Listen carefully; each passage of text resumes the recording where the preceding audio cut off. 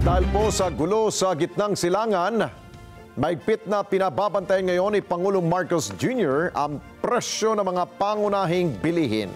Nilinaw naman ng Pangulo na wala pa namang gaanong epekto sa ekonomiya ng bansa ang nagaganapong tensyon sa gitnang silangan.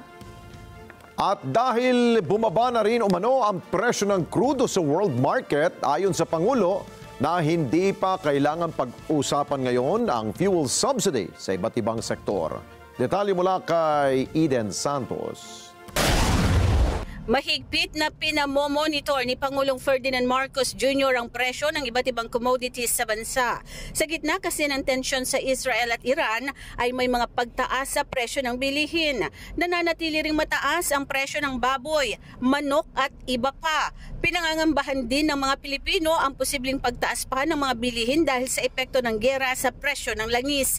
Sinabi ng Pangulo na nakatutok sila sa pagtaas ng presyo ng mga bilihin.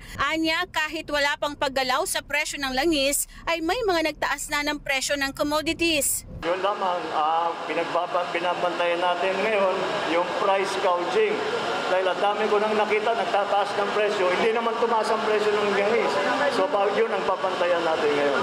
Yeah, that's what we are going to watch. Idiniin naman ng Pangulo na wala pang matinding epekto sa ekonomiya ng Pilipinas ang giyera. Bumaba rin anya ang presyo ng krudo sa $69 per barrel. Kaya naman mismong si Pangulong Marcos nang nagsabi na hindi pa kailangang pag-usapan ang fuel subsidy. Una rito, sinabi ng ilang transport groups na hindi sapat ang fuel subsidy. The price of oil has not gone up. So we do not need to talk about the subsidy yet. Eden Santos para sa Mata ng Agila. Matatag, matapang, matapat.